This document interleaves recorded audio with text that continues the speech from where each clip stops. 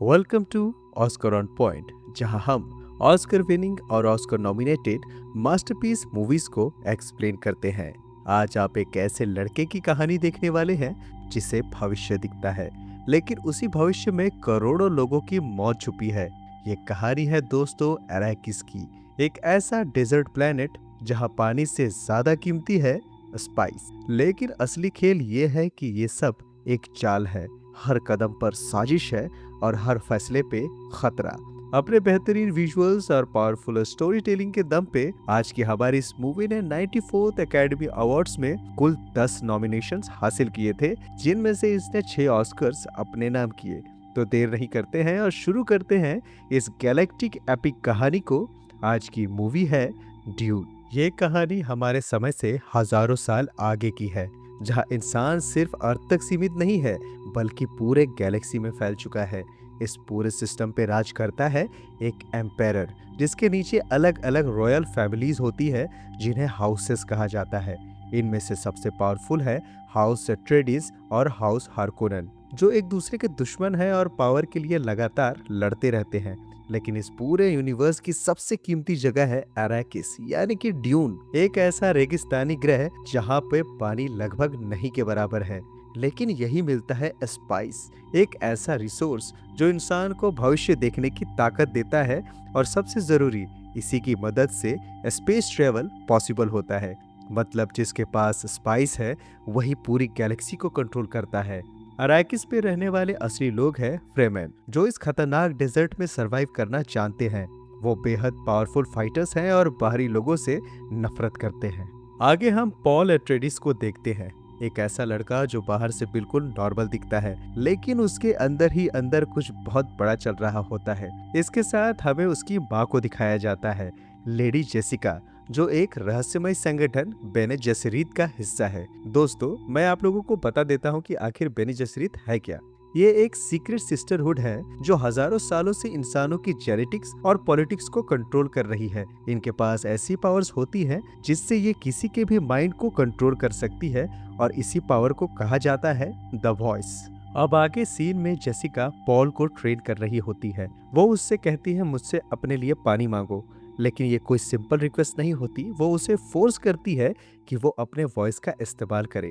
शुरू में Paul struggle करता है, लेकिन धीरे धीरे वो अपनी आवाज में वो कंट्रोल लाता है और अपनी माँ को उसकी बात मानने पे मजबूर कर देता है। यानी पॉल अभी पूरी तरह से ट्रेन तो नहीं हुआ है, लेकिन उसके अंदर ये पावर्स डेवलप हो रही है। लेकिन पॉल के साथ एक अजीब चीज हो रही है, उसे बार बार विजन्स आते हैं। उसे फ्यूचर की झलक दिखाई देती है, युद्ध की, मौत की और एक लड़की की, जिसे उसने कभी असल में नहीं देखा है। इन विजन्स की वजह से पॉल अब एक चीज को लेके ऑब्सेस्ड होने लगता है, फ्रेमैन। वो इनके बारे में पढ़ने लगता है, रिसर्च करने लगता है। उसे पता चलता है कि फ्रेमैन अराकिस के लोग हैं। उनकी आंखें पूरी नीली होती है क्योंकि ये लगातार स्पाइस के कांटेक्ट में रहते हैं।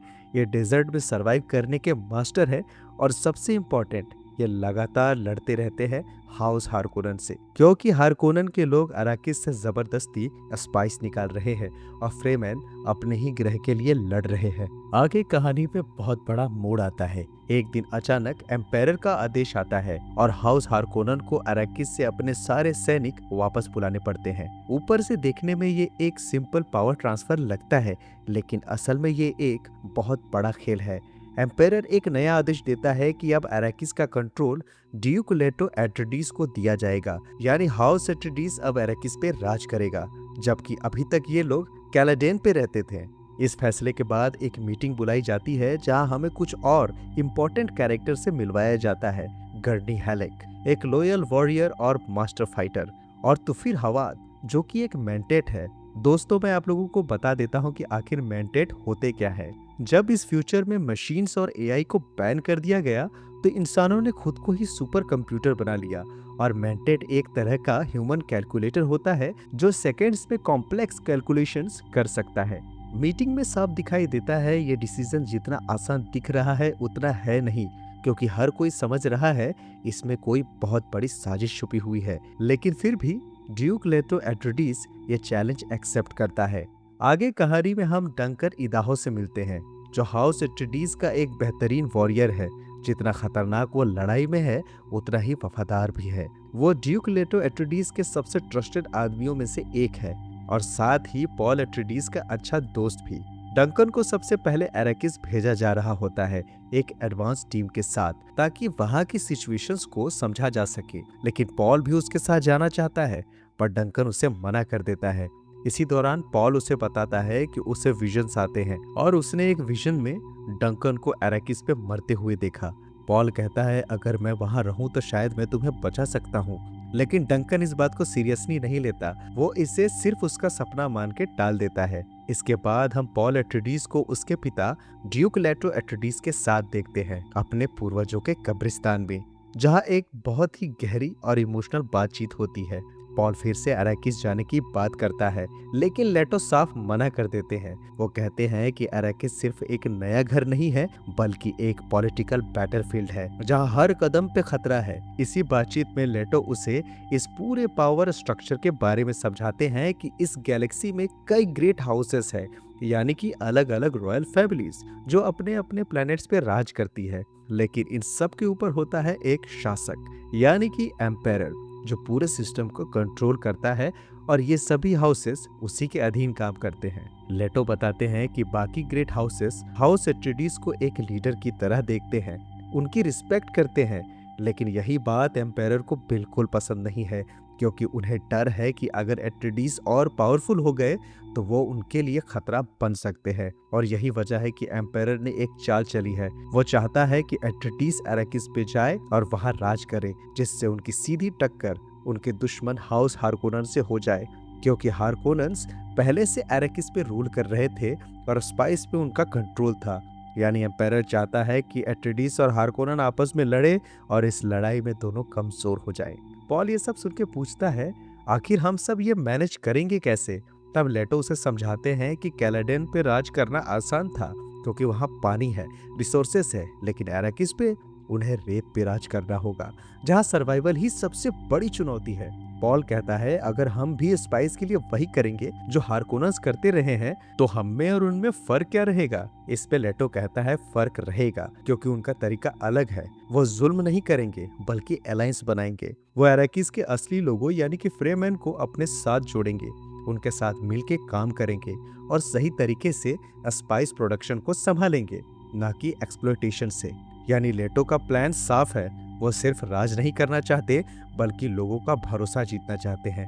लेकिन अंदर ही अंदर उन्हें भी पता है कि ये रास्ता इतना आसान नहीं है और अराकिस पे उनका इंतजार एक बहुत बड़ा खतरा कर रहा है। अब हम देखते हैं पॉल एट्रेडिस अपनी ट्रेनिंग कर रहा होता है गर्नी हैलेक के साथ। गर्नी एक स्किल्ड वॉरियर है और पॉल को क्लोज कॉम्बैट सिखा रहा होता है, खास के नाइफ फाइटिंग, जहां पॉल तेजी से अटैक करना सीखता है। इस ट्रेनिंग के दौरान हमें एक बहुत ही इंटरेस्टिंग चीज भी दिखाई जाती है, पर्सनल शील्ड। ये एक खास तरह का प्रोटेक्टिव डिवाइस होता है जो बॉडी के चारों तरफ एक इनविजिबल फील्ड बना देता है, जिससे तेज वार ऑलमोस्ट ब्लॉक हो जाता है। यानी अगर कोई तेजी से हमला करता है तो शील्ड उसे रोक देता है, लेकिन अगर अटैक धीरे धीरे और कंट्रोल के साथ किया जाए तो वो शील्ड को पेनिट्रेट कर सकता है। यानी इस दुनिया में लड़ाई सिर्फ ताकत से नहीं, बल्कि टेक्निक और पेशेंस से जीती जाती है।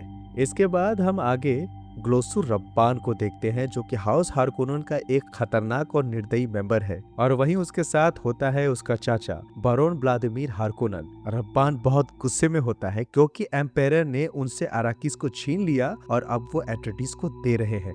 उसे लगता है कि ये एट्रेडिस के लिए एक बहुत बड़ा फायदा है, एक तोहफा है। लेकिन बैरोन उसे समझाता है कि ये कोई तोहफा नहीं है, बल्कि एक जाल है, एक अभिशाप है। और आगे वो रब्बान को समझाता है कि दोनों के टकराव से आखिर में फायदा सिर्फ एम्पायरर का होगा। यानी ऊपर से जो दिख रहा है वो सच नहीं है, असल में एक बहुत बड़ी साजिश चल रही है।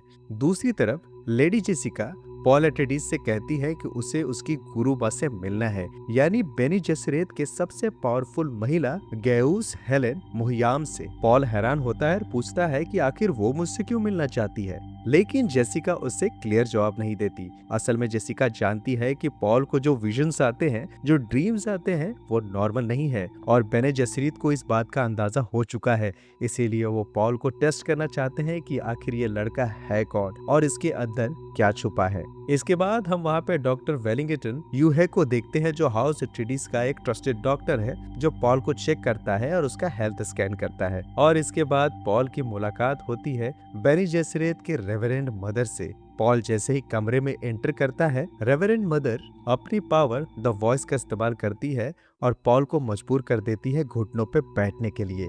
यही साफ हो जाता है कि आखिर ये लोग कितने पावरफुल हैं। इसके बाद वो पॉल को एक खतरनाक टेस्ट देती है, एक छोटा सा बॉक्स जिसमें उसे अपना हाथ डालना होता है और उसकी गर्दन पे वो रख देती है एक जहरीली सुई, गॉम जब्बार, और साफ शब्दों में कहती है कि अगर तुमने हाथ बाहर निकाला तो उसी पल तुम्हारी मौत हो जाएगी। जैसे ही पॉल अपना हाथ उस बॉक्स में डालता है, उसे असहनीय दर्द महसूस होता है। ऐसा लगता है जैसे उसका हाथ जल रहा हो, गल रहा हो, लेकिन असल में कुछ भी फिजिकली नहीं हो रहा होता है। ये एक मेंटल टेस्ट होता है। पॉल दर्द से तड़पता है, लेकिन फिर भी वो अपना हाथ बाहर नहीं निकालता और आखिरकार वो इस टेस्ट को पास कर लेता है। इसके बाद जब रिवरेंड मदर और जेसिका के बीच बातचीत होती है तो हमें एक बहुत बड़ा राज पता चलता है। बेनी जेसरेत सदियों से एक प्लान पे काम कर रही होती है, एक प्रोफेसी, एक भविष्यवाणी जिसमें एक व्यक्ति का जिक्र है, वुत्सक हैदरैक, एक ऐसा इंसान जो स्पेस और टाइम दोनों को कंट्रोल करेगा, फ्यूचर और पास्ट दोनों देखेगा। और इस प्रोफेसी को पूरा करने के लिए बेनी जेसरेत कंट्रोल्ड ब्रीडिंग कर रही थी, यानी वो तय करती थी कि किसे किससे बच्चा पैदा करना है। जेसिका को आदेश दिया गया था कि वो सिर्फ बेटियां पैदा करे ताकि वो ब्लड लाइन आगे बढ़ा सके, लेकिन जेसिका ने अपनी मर्जी से एक बेटा पैदा किया, पॉल, क्योंकि उसे लगता था कि शायद वही इस प्रोफेसी को पूरा कर सकता है। हालांकि अब पॉल के अंदर धीरे धीरे वही पावर्स डेवलप हो रही है, उसे विजन्स आते हैं, वो द वॉइस सीख रहा है और उसकी अवेयरनेस एक नॉर्मल इंसान से कहीं आगे बढ़ रही है। लेकिन बेनी जेसरेत अभी भी श्योर नहीं है कि पॉल वही चुना हुआ इंसान है या फिर एक बहुत बड़ा खतरा। आगे हम देखते हैं कि पॉल को भी बेनी जेसरेत की पूरी सच्चाई पता चल चुकी है। इसके बाद आगे कहानी में हाउस एट्रेडिस के सभी लोग अराकिस यानी कि ट्यून पे पहुंचते हैं। जैसे ही उनका जहाज उतरता है और पॉल बाहर निकलता है, वहां के लोग उसे देखते ही एक नाम पुकारने लगते हैं, लिसन एल गैब। ये शब्द सुन के पॉल हैरान रह जाता है, उसे समझ नहीं आता कि ये लोग उसे ऐसे क्यों बुला रहे हैं। इसके बाद जब वो लोग अपने फ्लाइंग वैकिन में बैठ के आगे बढ़ते हैं तो लेडी जेसिका उसे समझाती है कि आखिर लिसन एल गैब का मतलब क्या होता है। ये फ्रेमन लोगों की एक मान्यता है कि एक दिन कोई आउटसाइडर आएगा जो उनका मसीहा बनेगा, जो उन्हें बचाएगा और अराकिस में बैलेंस लेके आएगा।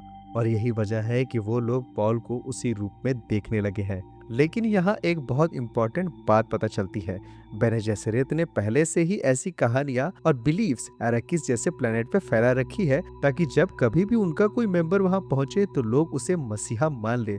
यानी ये जो लिसन अल गैब है ये पूरी तरह नेचुरल नहीं है, इसे पहले से प्लान किया गया है। और यही बात पॉल को अंदर से परेशान कर देती है। उसे अच्छा नहीं लगता कि लोग उसे भगवान जैसा समझ रहे हैं, क्योंकि वो खुद जानता है कि वो अभी कुछ नहीं है। इसके बाद सभी एट्रेडिस अराकिस के अपने बेस पे पहुंचते हैं, जहां धीरे धीरे वो कंट्रोल संभालना शुरू करते हैं। यहीं पे लेडी जेसिका अपने लिए एक फीमेल सर्वेंट चुनती है जो उनकी सेवा करेगी, लेकिन ये कोई साधारण सर्वेंट नहीं होती। वो जेसिका को एक खास चीज भेंट करती है, एक पवित्र चाकू, क्रिस नाइफ। यह नाइफ फ्रेमन कल्चर में बहुत सैक्रेड माना जाता है। इसे सैंड वॉर्म के दांत से बनाया जाता है और इसे बिना वजह बाहर नहीं निकाला जाता। जब वो सर्वेंट ये नाइफ जेसिका को देती है तो साफ दिखता है कि फ्रेमन लोग कितनी गहराई से इस प्रोफेसी पे विश्वास करते हैं। वो बेसब्री से इंतजार कर रहे हैं अपने मसीहा का, जो आएगा, उन्हें आजाद करेगा और इस प्लेनेट पे बैलेंस वापस लाएगा। एक रात पॉल एट्रेडिस अपने कमरे में बैठ के फ्रेमन के बारे में स्टडी कर रहा होता है, तभी अचानक उस पे हमला होता है। एक छोटी सी मशीन उसके कमरे में घुसती है, हंटर सीकर ड्रोन, जो सीधे पॉल को टारगेट करता है। लेकिन पॉल अपना पर्सनल शील्ड पहना होता है, इसीलिए वो मशीन तुरंत उसे पेनिट्रेट नहीं कर पाती। पॉल घबराता नहीं है, बल्कि धीरे धीरे कंट्रोल में आके उस ड्रोन को पकड़ लेता है और उसे डीएक्टिवेट कर देता है। इसके बाद जब ये बात सामने आती है तो ड्यूक लेटो एट्रेडिस बेहद गुस्से में आ जाते हैं। वो साफ कहते हैं कि मेरे बेटे को मारने की कोशिश की गई है और मुझे उस कातिल का नाम चाहिए।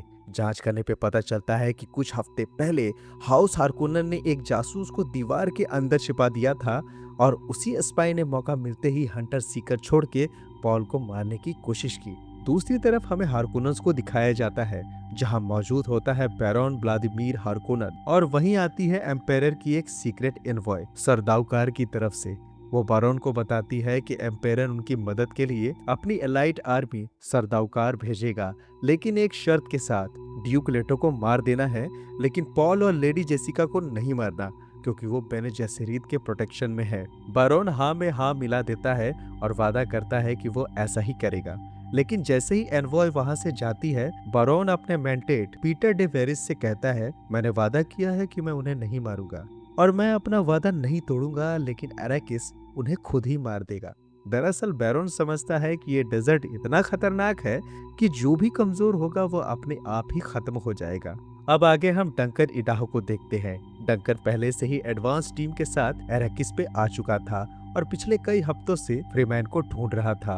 वो बताता है कि फ्रीमैन कोई साधारण लोग नहीं है, बल्कि बेहद पावरफुल फाइटर्स है। ये अपने लोगों के लिए मर भी सकते हैं और मार भी सकते हैं। इसके बाद डंकन एक और इम्पोर्टेंट कैरेक्टर को लेके आता है, स्टीलगार, जो एक सीज यानी कि फ्रीमैन ट्राइब का लीडर है। जब ड्यूक लेटो एट्रेडिस और स्टीलगार आमने सामने बैठते हैं तो वहाँ एक बहुत इंपॉर्टेंट बातचीत होती है। लेटो कहता है, मुझे पता है हारकोनन ने तुम लोगों के साथ क्या किया है। उन्होंने तुम्हारा शोषण किया, तुमसे स्पाइस लिया, लेकिन बदले में कुछ नहीं दिया। लेकिन मैं वैसा शासक नहीं हूँ। मैं चाहता हूँ कि हम मिलके काम करें। लेकिन स्टीलगार इस पे भरोसा नहीं करता। वो साफ कहता है, तुम लोग आउटसाइडर हो, तुम लोग आते हो, स्पाइस लेते हो और चले जाते हो। हमारे लोगों को कुछ नहीं मिलता। हमारे सीज से दूर रहो, हमारे डेजर्ट से दूर रहो। इस पे लेटो जवाब देता है, मैं डेजर्ट से दूर तो नहीं रह सकता, क्योंकि यही मेरा काम है, लेकिन मैं वादा करता हूँ जब तक मैं यहाँ हूँ तुम्हारे लोगों को कोई नुकसान नहीं होगा। यानी फ्रीमैन कम से कम अभी के लिए पूरी तरह से आजाद है, लेकिन अंदर ही अंदर हर कोई जानता है कि ये शांति ज्यादा देर टिकने वाली नहीं है। अब कहानी हमें अराकिस की एक बेहद इंपॉर्टेंट कैरेक्टर से मिलवाती है, डॉक्टर लीड काइंस, जो इस डेजर्ट प्लेनेट की इंपीरियर इकोलॉजिस्ट है। यानी इनका काम है अराकिस के इकोसिस्टम, एनवायरनमेंट और सबसे इंपॉर्टेंट स्पाइस साइकिल को समझना और मेंटेन करना। काइंस सिर्फ एक साइंटिस्ट नहीं है, बल्कि अराकिस की हार्श रियलिटी को गहराई से समझती है, और कहीं ना कहीं उनका कनेक्शन फ्रीमैन से भी जुड़ा हुआ है। यानी वो आउटसाइडर्स और लोकल्स दोनों के बीच की एक कड़ी है। इसके बाद कहानी हमें अराकिस के असली खतरे से रूबरू कराती है। ये प्लेनेट पूरी तरह बंजर है, यहाँ न हरियाली है न पानी। सर्वाइवल ही सबसे बड़ी लड़ाई है, लेकिन इन सबसे भी बड़ा खतरा है सैंड बॉम्ब्स। ऐसे विशालकाय क्रिएचर्स जो इतने बड़े होते हैं कि पूरी की पूरी माइनिंग मशीन को एक ही बार में निकल सकते हैं। इसी बीच ड्यूक लेटो, पॉल और उनकी टीम अराकिस पे एक स्पाइस माइनिंग साइट का इंस्पेक्शन करने पहुंचते हैं, जहां उन्हें ग्राउंड रियलिटी का अंदाजा होता है।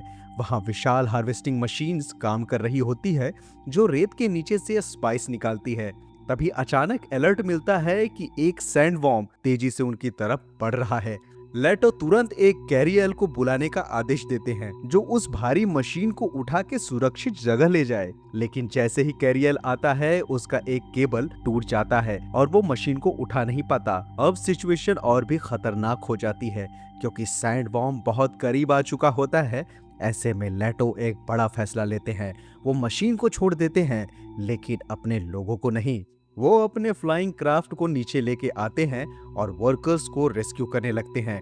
इसी दौरान पॉल भी बाहर निकलता है, लेकिन जैसे ही वो उस डेजर्ट को महसूस करता है, उसे फिर से वही विजन्स आने लगते हैं, युद्ध, डिस्ट्रक्शन।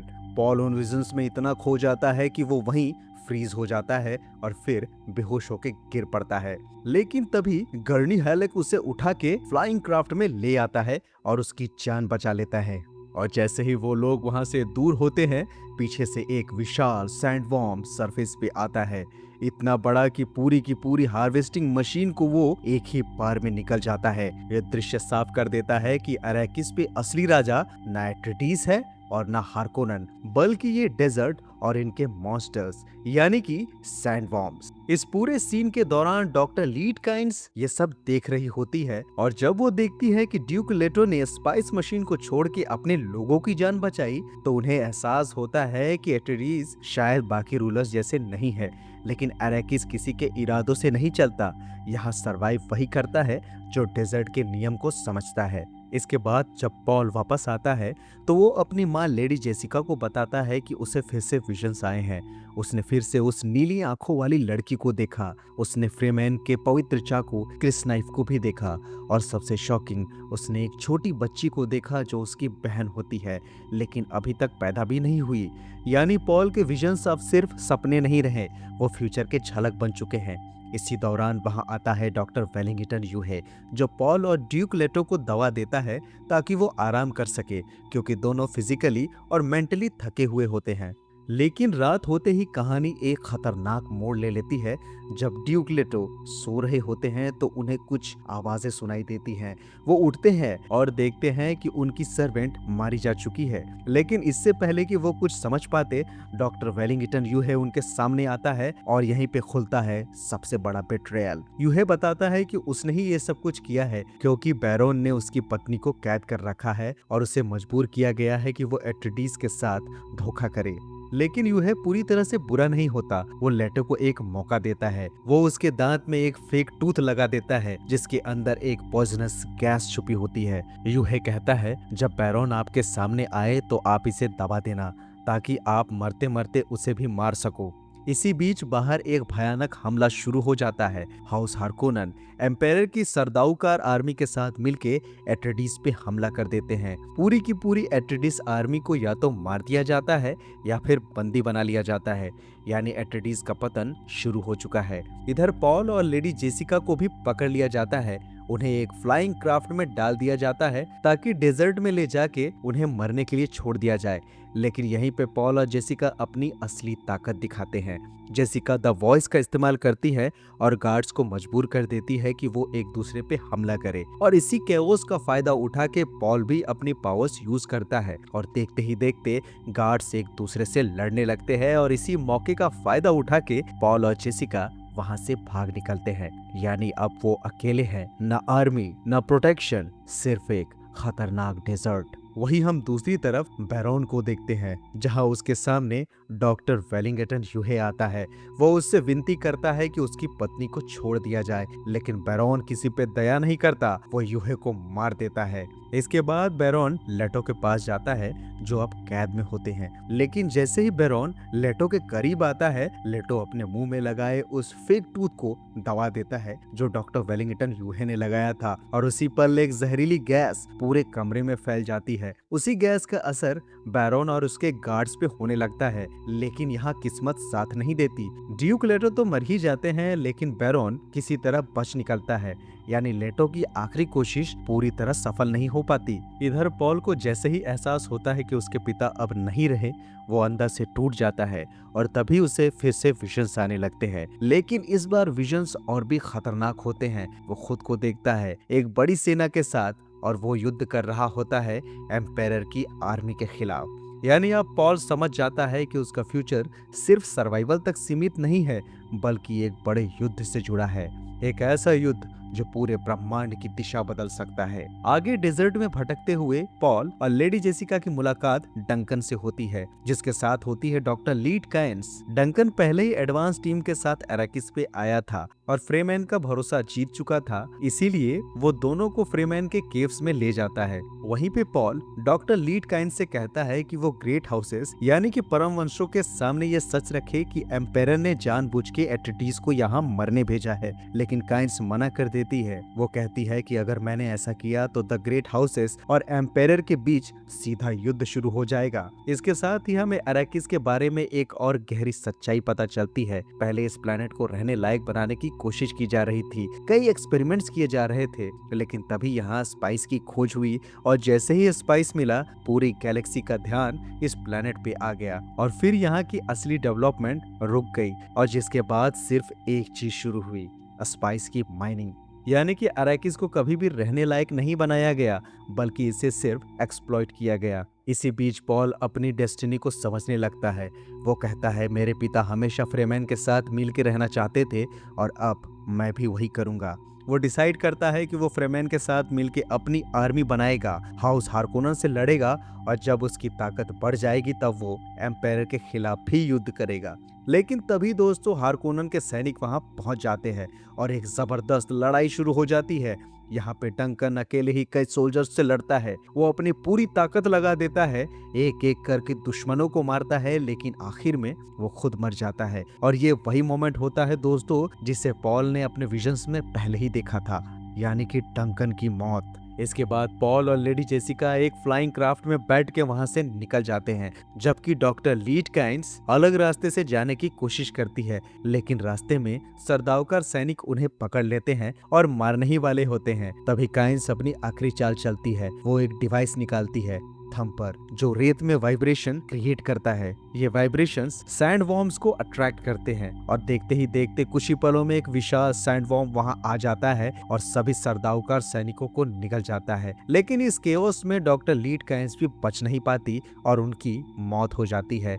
यानी एराकिस पे सर्वाइवल की कीमत बहुत बड़ी है। यहाँ हर कदम पे मौत छिपी है। आगे पॉल और लेडी जेसिका एक फ्लाइंग क्राफ्ट में डेजर्ट पार कर रहे होते हैं, लेकिन तभी उनका जहाज एक भयानक सैंडस्टॉर्म में फंस जाता है। ये तूफान इतना खतरनाक होता है कि उनका कंट्रोल पूरी तरह से छूट जाता है और अंत में उनका क्राफ्ट क्रैश हो जाता है। सबको लगता है कि वो मर चुके हैं। दूसरी तरफ ग्लोसू रब्बान बैरॉन को खबर देता है कि पॉल और उसकी मां तूफान में मारे जा चुके हैं। यह सुन के बैरॉन बहुत खुश होता है और तुरंत आदेश देता है कि अराकिस पे जितने भी फ्रेमैन हैं सबको खत्म कर दिया जाए। लेकिन दोस्तों सच्चाई कुछ और ही होती है। पॉल और लेडी जेसिका जिंदा होते हैं और डेजर्ट में स्ट्रगल कर रहे होते हैं। उनकी चाल यानी कि उनके मूवमेंट की वजह से एक सैंड वॉर्म उनका पीछा करने लगता है और सामने आ जाता है। लेकिन तभी उसे थंपर के सिग्नल्स मिलते हैं और वो दिशा बदल के दूसरी तरफ चला जाता है। आखिरकार वो एक फ्रेमन ट्राइब तक पहुंच जाते हैं, वही लोग जिन्होंने थंपर लगा के उनकी जान बचाई थी।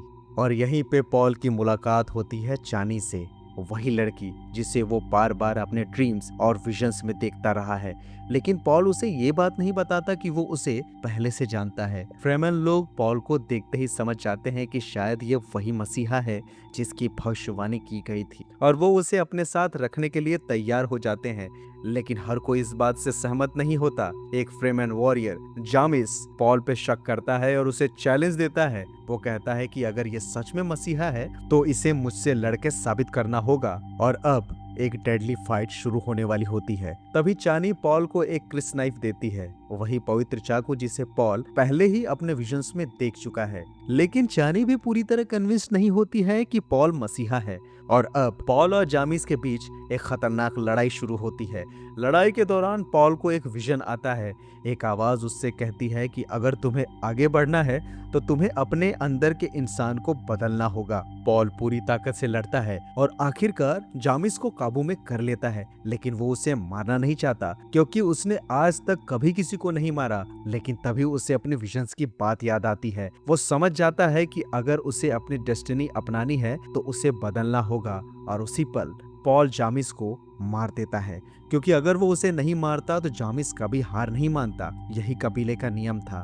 यह पॉल का पहला कत्ल होता है और यहीं से पॉल बदल जाता है। इसके बाद फ्रेमन लोग उससे स्वीकार कर लेते हैं, जिसके बाद पॉल कहता है, अब मैं अकेला नहीं हूँ। मैं तुम सबके साथ मिलकर सबसे पहले बैरॉन और उसकी आर्मी को खत्म करूंगा और फिर एम्पायर के खिलाफ युद्ध छेड़ूंगा। और यहीं से एक नई जंग की शुरुआत होती है।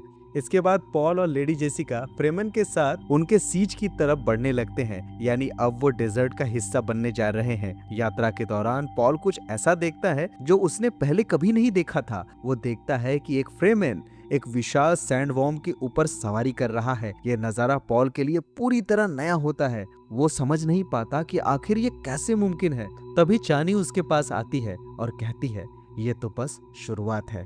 यानी जो कुछ पॉल ने अब तक देखा है, असली कहानी उससे कहीं आगे है। और इसी के साथ ड्यून पार्ट 1 की कहानी यहीं पे खत्म हो जाती है।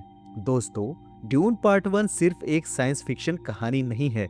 ये कहानी है सत्ता, लालच और डेस्टिनी के टकराव की। यहाँ हर इंसान कुछ पाने की कोशिश कर रहा है। कोई स्पाइस के लिए लड़ रहा है, कोई सत्ता के लिए और कोई अपने अस्तित्व के लिए। तो दोस्तों, क्या पॉल एक सेवियर बनेगा या सिर्फ एक ऐसा लीडर जिसके नाम से पूरी गैलेक्सी कांपेगी? और इसी सवाल का जवाब हमें मिलेगा ड्यून पार्ट 2 में, जहां कहानी और भी बड़ी होगी और भी खतरनाक होगी। तो तैयार हो जाइए, क्योंकि अगला चैप्टर सिर्फ कंटिन्यूएशन नहीं है, बल्कि एक रेवोल्यूशन होने वाला है। तो दोस्तों, उम्मीद है मुझे कि आपको मेरी ये ऑस्कर विनिंग मूवी की एक्सप्लेनेशन जरूर पसंद आई होगी, और अगर आई है तो वीडियो को लाइक कीजिए, शेयर कीजिए और चैनल को सब्सक्राइब जरूर कीजिए, ताकि ऐसी ही बेहतरीन ऑस्कर विनिंग मास्टरपीस आप तक पहुंचती रहे। तो मिलेंगे ऐसे ही किसी और नए ऑस्कर विनिंग मूवी के साथ। तब तक के लिए thank you very much for watching. Keep watching Oscar on point.